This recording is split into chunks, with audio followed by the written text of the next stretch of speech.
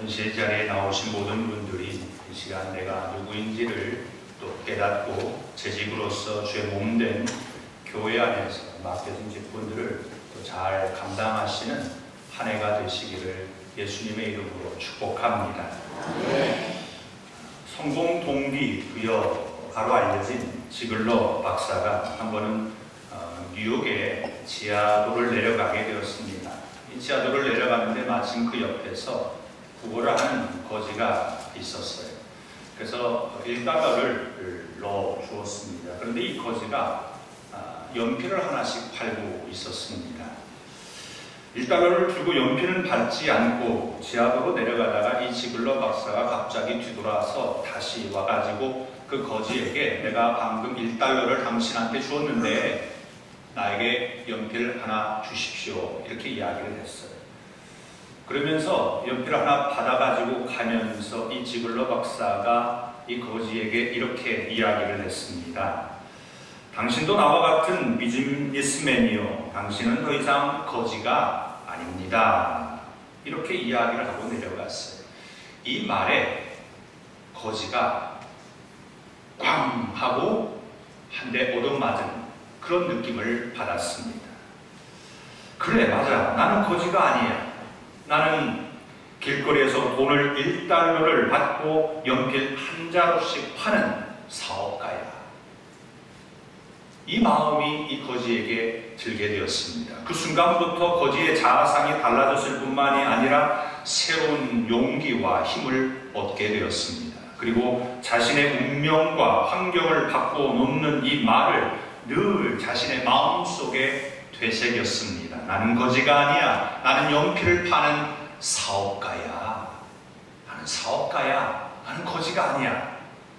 이 말을 되새기면서 생각의 변화를 겪은 거지는 훗날 아주 큰 성공한 비즈니스맨이 되었습니다. 그리고 이 지글러 박사를 한번 다시 만나게 되었어요. 그리고 이 지글러 박사에게 이렇게 이야기를 했습니다. 박사님, 저를 향하여 당신은 거지가 아닙니다. 사업가입니다. 라고 말씀을 하셨습니다. 그때 나는 늘 거지의 정체성을 가지고 살아갔습니다. 그런데 박사님의 말 한마디가 나의 인생을 이렇게 바꿔놓았습니다. 이런 고백을 했습니다. 어떤 정체성을 가지고 사느냐가 참 중요합니다. 거지의 정체성을 가지고 사느냐, 아니면 사업가의 정체성을 가지고 사느냐, 이게 너무나 중요하지. 성도님들은 거지로 사시겠습니까? 아니면 사업가로 사시겠습니까? 아니면 그리스도인으로 사시겠습니까? 예, 우리는 우리 자신을 어떤 존재로 보느냐가 중요합니다. 무엇보다 우리는 그리스도인으로서 나 자신을 위한 삶이 아니라 주를 위한 삶으로 살아가야 합니다. 오늘 본문에 나오고 있는 이 오네시모는 사실 종이었어요. 사실 주를 위한 삶을 살았던 사람 중에 이 바울이 빌레몬에게 이 오네시모를 편지를 써가지고 보내게 되죠. 이 편지는 빌레몬의 종이었던 오네시모를 나와 같은 동역자로 받아들이고 함께 교회의 사역을 같이 할 것을 부탁하고 있습니다. 요즘은 노예 제도가 없지만 그 당시에는 노예 제도가 있었습니다. 노예는 주인의 소유물이죠. 주인이 죽일 수도 있고 살릴 수도 있을 권한이 있습니다. 그런데 오네시모가 주인인 빌레몬에게 도망을 쳤어요. 주인은요, 도망친 노예를 죽일 수 있는 권한이 있습니다.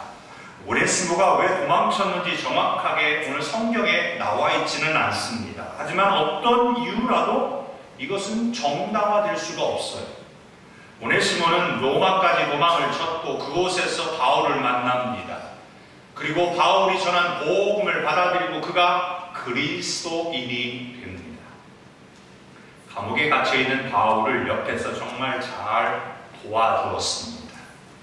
바울은 얼마든지 그냥 오네시모를 자신의 옆에다 놓고 같이 지내고 싶은 마음이 있었습니다. 하지만 빌레몬에게 다시 보내어서 빌레몬에게 허락을 받고자 했습니다. 그러면서 바울은 오늘 이렇게 편지를 썼어요. 10절에 보면 갇힌 중에서 낳은 아들 오네시모를 위하여 내게 간구하노라.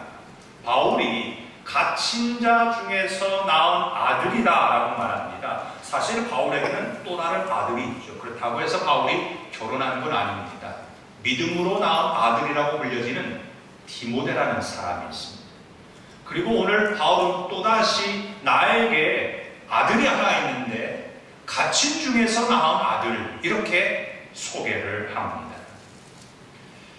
이제 갇힌 중에서 낳은 이 아들이, 이 오네시모가 예수님을 믿고 완전히 변화가 되었습니다. 오늘 우리는 그리스도인으로서 오네시모와 같이 변화된 사람입니다. 그리고 우리 모두 다는 아마도 이 자리에 앉아 계신 분들은 다 재직으로서의 직분을 받았습니다. 그러니까 사명이 주어지게 된 것이죠. 재직의 직분을 어떻게 감당하시겠습니까? 오네시모의 변화된 그 모습처럼 재직으로서 이렇게 잘 감당하실 수 있으시기를 예수님의 이름으로 축복합니다. 갇힌 자 중에서 낳은 아들, 첫 번째는 유익입니다. 오네시모는 노예로서 처음에 무익한 사람이었어요. 유익한 사람이 아니었습니다. 노예는 주인의 말을 따라야 했는데 주인의 말을 거부하고 도망을 쳤어요. 11절에 이렇게 말씀합니다. 같이 읽어보겠습니다. 그가 전에는 내게 무익하였으나 이제는 나와 내게 유익함으로. 재직으로서 우리는 무익한 자가 되면 안 되고 유익한 자가 되어야 합니다. 재직은 유익한 자가 되어야 되지 무익한 자가 되면 절대로 안 되는 것입니다. 우리가 그리스도인이죠. 그리스도인이라고 하는 정체성을 우리는 잘 가지고 있어야 합니다. 내가 그리스도인이다. 이 정체성이 바르게 있을 때 우리는 또한 재직으로서의 사명을 감당할 수가 있습니다. 그리스도인이라는 말은요, 내가 주인이 아니라 예수님이 주인이다 라고 하는 믿음의 고백인 것입니다. 예수님이 주인이라고 하는 것을 인정하고 받아들이는 사람이에요. 화면을 하나 보시면요, 예수님을 나의 중심으로 모시고 나의 DNA가 예수님 중심으로 되어 있는 거죠. 그리고 모든 일이 다 예수님을 위하여서 모든 일을 행하게 되는 것입니다. 요한복음 1장 12절에 보면 영접하는 자, 곧 그 이름을 믿는 자들에게는 하나님의 자녀가 되는 권세를 주셨으니 그랬습니다. 우리 모두 다 예수님을 영접했어요. 여기서 영접했다라는 말을 우리가 잘 이해해야 합니다. 어떤 사람이 물에 빠졌어요. 수영을 못해서 허우적거리고 있는데 한 사람이 물속에 뛰어들어가 가지고 그 사람을 구출해 주었습니다. 이 사람이, 구조받은 사람이 살려주어서 감사합니다. 고맙습니다. 내가 이 은혜 꼭 잊지 않겠습니다. 이렇게 이야기하죠. 이것은 영접했다라는 말이 아닙니다. 영접했다라는 것은 제가 죽을 모습인데 당신이 생명을 걸고 나를 살려주었으니 이제부터 내가 당신의 종이 되겠습니다. 이제부터는 당신을 따라다니면서 내 생명을 살려주신 그 은혜에 보답하면서 내가 살아가겠습니다. 이것이 영접했다라는 말입니다. 나를 살려주신 예수님을 주인으로 모시지 아니하면 그것은 영접이 아닙니다. 내 삶의 주인은 예수님이십니다. 오네시모는 무익한 자로서 주인에게 도망친 종이었지만 예수님을 영접하고 난 이후에 유익한 자가 되었습니다. 왜요? 예수님을 주인으로 모셨기 때문입니다. 재직은 무익한 자가 되면 안 됩니다. 유익한 자가 되어야 합니다. 무익한 자는 주인의 말에 따르지 않아요. 오네시모는 무익한 자가 되어서 주인의 말을 따르지 않고 도망을 쳤습니다. 자기의 생각대로 하는 거죠. 교회에는 질서가 있습니다. 사회의 계급이나 신분을 따르는 것은 아닙니다. 오히려 교회 안에서 재직으로서 주어진 직분은 대접을 받는 데 있지 아니하고 오히려 섬기고 대접하는 자리에 서는 것이 재직입니다. 이것이 유익합니다. 재직으로서의 맡겨진 직무가 있죠. 장로는 장로로서의 직무가 있고 안수집사는 안수집사로서의 직무가 있고 권사는 권사로서의 직무가 있고 서리 집사는 서리 집사로서의 직무가 각자에게 다 주어져 있습니다. 그런데 자신의 생각대로 마음대로 행한다면 그건 무익한 자입니다. 재직은 목회자와 협력하여서 교회를 세워가야 합니다. 재직이요, 자기의 이익을 위하여서 다투거나 이간질시키고 분열하게 한다면 그것은 유익하지 않습니다. 재직으로서 교회에 봉사하고 섬기고 직분을 감당하다 보면요, 이해가 되지 않는 일들이 때로 있어요. 그러지 않아요? 사실 우리가 성경을 읽어도 다 이해가 되지 않지 않습니까? 우리가 재직으로서 교회 안에서 섬김과 나눔과 봉사를 하고 또 자양대로서 아니면은 뭐 여러 가지에 맡겨진 임원으로서 사역을 할 때 의견이 갈라질 때가 있어요. 왜요? 이해가 되지 않으니까 그렇습니다. 그러면 어떻게 해야 될까요? 이해가 되지 않을 때 크게 세 가지의 반응이 나타납니다. 첫 번째 반응은 뭐냐면 이해가 안 되니까 뭐예요? 안 해요. 이해가 되지 않으니까 안 하겠다라는 겁니다. 두 번째는 자기 마음대로 합니다. 이해가 안 되니까 그대로 따르지 않고 내 마음대로 합니다. 이렇게 첫 번째와 두 번째 반응으로 하게 되면 분열과 갈등만 유발시킵니다. 세 번째 방법은 뭐냐면 이해가 되지 않아도 나 자신의 생각을 내려놓고 하는 재직이 있습니다. 예수님의 제자들이요, 예수님의 말씀을 다 이해했을까요? 예수님의 제자들이요, 예수님의 말씀을 다 이해하고 따른 것이 아닙니다. 그래서 예수님을 부인하기도 하고 도망치기도 했습니다. 하지만 부활하신 예수님을 만난 이후에는 완전히 변화되어서 오직 주님을 위해 살아가는 사도로서의 사명을 그들이 감당하게 됩니다. 오늘 우리가 재직으로서 교회를 섬기다 보면 여러 가지의 상황들을 만나게 됩니다. 하지만 가장 중요한 것은 뭐냐면 내 생각대로 하면 안 돼요. 재직은 내 생각대로 하면 안 됩니다. 하기 싫다고 해서, 이해가 안 된다고 해서 하지 않는 것도 무익한 겁니다. 내 인생의 주인 되시는 하나님의 말씀대로 해야 합니다. 네. 여기에 예수님께서 유독교회 송정용 목사님을 담임 목사님으로 세워주셨죠. 송정용 목사님도 예수님의 말씀대로 목회하고 계시기에 재직은 목사님과 함께 하나가 되어서 그리스도를 위하여서 유익하게 하시기를 바랍니다. 재직은 목사님의 말씀대로 할 때에 유익합니다. 왜냐하면 송정용 목사님은 예수님을 주인으로 모시고 유독교회를 말씀으로 세우고자 하시기 때문입니다. 내가 이해가 되지 않아도요, 순종하고 목사님과 또 목회자들과 함께 협력하시기 바랍니다. 유익이고 자신에게 유익하게 되는 줄 믿습니다. 갇힌 자 중에서 낳은 아들, 첫 번째는 무익한 것이 아니라 유익합니다. 두 번째는 신복입니다. 바울은 빌레몬에게 오네시모를 이렇게 소개해요. 12절에 보면 이렇게 말씀합니다. 같이 읽어보겠습니다. 내게 그를 올려보내노니 그는 내 신복이라. 신복이라고 하는 이 단어를 성경, 나레주 성경이 있는 성경을 보면 1 가로하고 맨 밑에 헬 해가지고 심장 이렇게 쓰여 있습니다. 헬라어로 심장이라고 하는 의미가 있다라는 말씀입니다. 이 단어는 스포플랑크논인데요, 원래는 창자, 내장을 가리키는 단어입니다. 당시 인간의 감정이요, 어디에서 생겨났다고 생각했냐면 내장에서, 창자에서 인간의 감정이 나타난다 이렇게 생각을 했습니다. 긍정적으로 감정이나 친절, 자비하심, 동정심과 같은 추상적인 의미로 사용되기도 합니다. 그리고 오늘 본문에서 주인의 마음에 이런 긍정적인 감정을 갖도록 해주는 종이나 아니면 자신이 가장 사랑하는 사람을 가리키는 의미입니다.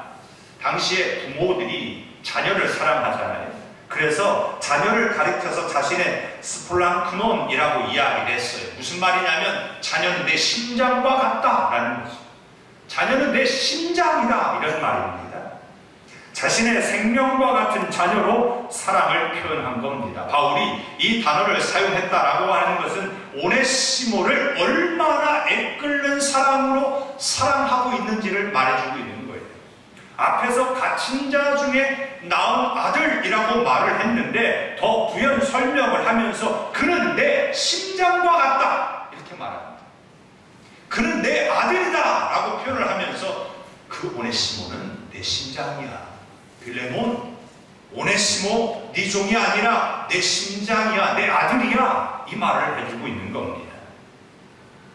그래서 갇힌 자 중에서 낳은 아들 오네시모가 노예였지만 회개하고 예수님을 믿고 자신을 섬기는 것을 보면서 이 바울은 자신의 아들과 같은 사랑으로 이 오네시모를 사랑하는 겁니다. 법적으로 주인인 이제 빌레몬으로부터 용서를 받고 온전히 회복돼야 하기 때문에 이 신복과 같은 오네시모, 심장과 같은 그 아들 오네시모를 지금 빌레몬에게 보낸 것입니다. 아버지와 아들이 같다라고 하는 표현을 할 때 뭐라고요? 붕어빵이다 이러지 않습니까? 똑같다라는 거죠. 지금 빌레몬에게 편지를 쓰고 있는 바울은 이것을 이야기해주고 있는 겁니다. 바울과 빌레몬의 관계는 바울이 에베소에서 말씀을 가르칠 때에 빌레몬을 만난 것으로 보여집니다. 바울은 빌레몬에게 바울과 오네시모의 관계가 어떤 관계인지를 말해주고 있어요. 아버지와 아들의 관계라는 거죠. 이것이 빌레몬이 오네시모를 노예가 아니라 바울과 같은 위치에 대해야 한다라고 하는 말씀이에요. 그래서 17절과 18절에 이렇게 말씀합니다. 읽어보겠습니다. 그러므로 내가 나를 동역자로 알진대 그를 영접하기를 내게 하듯 하고 그가 만일 내게 우리를 하였거나 내게 빚진 것이 있으면 그것을 내 앞으로 계산하라. 아버지로서 아들이 빚진 것 내가 갚겠다. 내가 다 갚아줄 테니까 그거 다 나한테 계산 다 달아놔라 이 말인 거지. 바울은 오네시모를 더 이상 노예로 받아들이지 않고 같은 동역자로서 바울과 같은 동역자로서 맞이해 주기를 원하고 있습니다. 당신 문화 속에서 이것은 사실 상상할 수 없는 일입니다. 노예예요. 그 노예를 어떻게 바울과 같은 그 위치에서 동역자로 맞이할 수가 있겠습니까? 더군다나 노예가 도망쳤고 돌아왔는데 용서하는 것도 아니고 바울과 같이 대하라고 하는 것은 세상의 법으로 볼 때는 불가능합니다. 있을 수 없는 일이에요. 우리가 그냥 성경을 보니까 그런가 보다 하지만 이건 천지가 개벽할 일입니다. 하지만 예수 그리스도 안에서는 가능합니다. 훗날 이 오네시모는 에베소 교회의 지도자가 되었습니다. 에베소 교회는 바울이 3차 전도여행을 하면서 에베소 두란노 서원에서 2년 동안 말씀을 가르쳤어요. 오네시모는 노예였지만 바울의 아들 신복으로서 에베소 교회를 잘 섬겼습니다. 좋은 교회는 목회자를 사랑하는 교인이 많고 목회자는 장로와 안수집사와 권사와 또 서리집사와 성도들을 자랑합니다. 왜요? 신복이 되었기 때문입니다. 신복이 되었기 때문에 서로 자랑하는 거죠. 스파이나 밀정이 되면 안 되는 겁니다. 우리 모두는 예수 그리스도의 신복입니다. 예수님이 나의 주인이시기 때문입니다. 우리는 과연 예수 그리스도의 신복으로 살아가고 계십니까? 아니면 세상의 밀정이나 스파이로 살아가고 계십니까? 갇힌 자 중에 낳은 아들 유익하여 그리고 신복입니다. 세 번째는 자유로입니다. 재직은요 사실 억지로 하면 안 돼요. 마지못해서 어쩔 수 없어서 그렇게 하면 덕이 되지 않습니다. 우리가 음식을 먹다가 탈이 난다고 하죠. 급하게 먹으면 죄를 합니다. 재직은 감사와 기쁨으로 감당할 때 은혜가 넘치는 겁니다. 바울은 빌레몬에게 억지로 하지 않고 자유로 하기를 원하고 있어요. 그래서 14절에 이렇게 말씀합니다. 읽어보겠습니다. 다만 내 승낙이 없이는 내가 아무것도 하기를 원하지 아니하노니 이는 너의 선한 일이 억지같이 되지 아니하고 자유로 되게 하려 하니라. 바울은 빌레몬도 세워주고 있는 거예요. 이 모든 일을 억지로 해서 탈이 나지 하지 않겠다라고 하는 것입니다. 이해가 되지 않고 할 수 없고 지금까지 이런 일이 없었습니다. 바울은 빌레몬에게 억지로 시켜서 강요에 못 이겨서 하는 것이 아니라 자유로 할 수 있도록 지금 도와주고 있습니다. 빌레몬은 그리스도인으로서 바울에게 가르침을 받았어요. 바울이 두란노 소원에서 2년 동안 말씀을 가르칠 때에 바울의 가르침을 잘 받았습니다. 이것을 알고 있는 바울은 이 빌레몬에게 이 모든 것은 선한 일이다 라고 하는 것을 상기시켜주고 있습니다. 악한 일이나 복음의 유배가 되거나 나쁜 일이 아닙니다.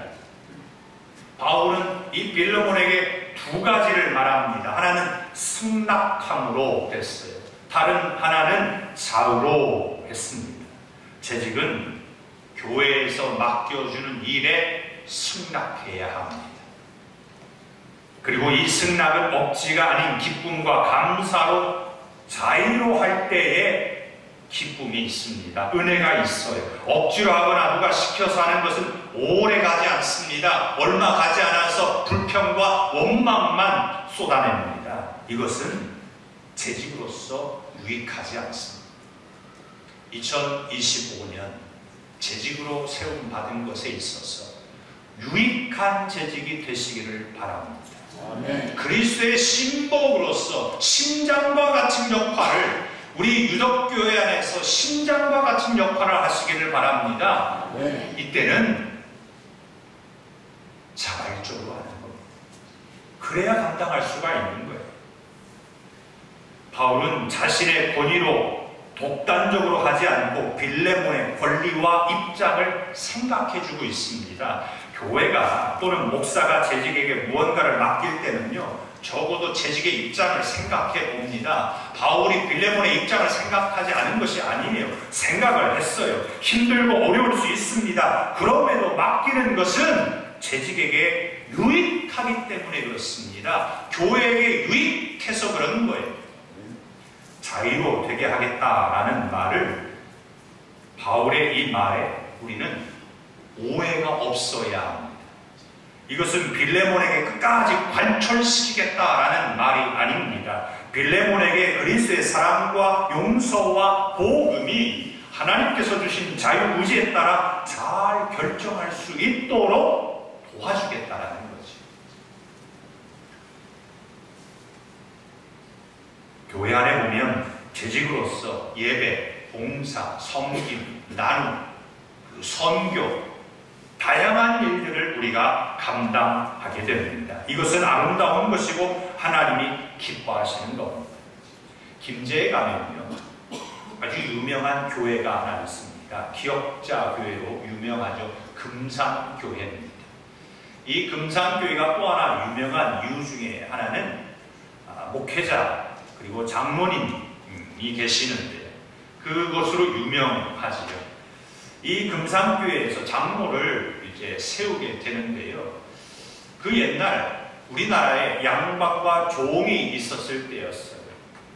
장로를 세우는데 이 종이었던 이 이자익이라고 하는 종이 주인이었던 조덕삼보다 장로가 먼저 됩니다. 똑같이 사실 장로를 피택을 하려고 했는데 투표를 했는데 이 이자익 종이 장로가 된 거예요. 그리고 조덕삼 주인은 장로가 안 된 겁니다. 그 당시에 정서상으로 보면 어떻겠습니까? 이게 난리 날 일이잖아요. 그런데 조덕삼 장로가 참 좋은 사람, 주인이 너무나 좋은 사람이에요. 얼마 안 있다가 이제 다시 투표를 해서 이 조덕삼이 장로가 됩니다. 그런데 이 조덕삼 장로가 이자익 장로가 같이 금산교회를 섬기며 나갈 때 조덕삼 장로가 주인인데도 불구하고 이 종인 이 이자익 장로에게 제안을 해요. 당신은 평양신학교에 가가지고 공부를 해서 목사님이 되면 좋겠습니다. 그래서 후원을 합니다. 그리고 이 이자익이 공부를 하고 와서 목사 안수를 받는데 이 조덕삼 장로가 먼저 목사 안수를 받고서 우리 교회에 와서 담임 목사가 되었으면 좋겠습니다 라고 제안을 해서 이 이자익 목사가 이 금산교회 초대 목사가 되게 됩니다. 이 모든 것은 조덕삼 장로가 예수님께 받은 큰 은혜를 받고 예수님의 뜻에 따라 자유로 섬겼기 때문입니다. 어쩌면 이 조덕삼 장로가 빌레몬 성경을 읽고 은혜를 받았는지 모르겠어요. 재직은 자유로 할 때 중요한 것이 있습니다. 자유로 한다라는 말은요, 내 마음대로 한다라는 말이 아닙니다. 주인이 되시는 예수님의 뜻에 따라 행하는 것입니다. 빌레몬은 예수님을 믿기 전에 이방인이었고 또 영적으로 보면 마귀의 종이었습니다. 그런 자신이 예수님을 믿음으로 구원을 받았다는 것을 우리가 믿었기에 바울의 말을 예수님의 말씀으로 받아들이고 그가 그 오네시모를 동역자로 받아들이게 됩니다. 재직은 목사님이 전하는 말씀을 사람의 말로 받아들이면 응답하기가 어렵습니다. 사람의 말이라고 생각한다면 어떻게 따르겠습니까? 지금도 우리가 말씀을 나누고 있습니다만 사람의 말이 아니라 주의 말씀으로 들어야 유익합니다. 목사의 말을 주의 말씀으로 듣고 따를 수 있는 재직들이 되시기를 축복합니다. 빌레몬은 바울이 전한 편지를 인간적인 사람의 말로 받았다면 오네시모를 용서하지 않았을 거예요. 그 당시의 정서상으로 볼 때 이 오네시모를 그냥 당장에 죽였을 겁니다. 하지만 바울이 전한 말을 예수님의 말씀으로 받아들였고 주의 말씀에 따라 순종했습니다.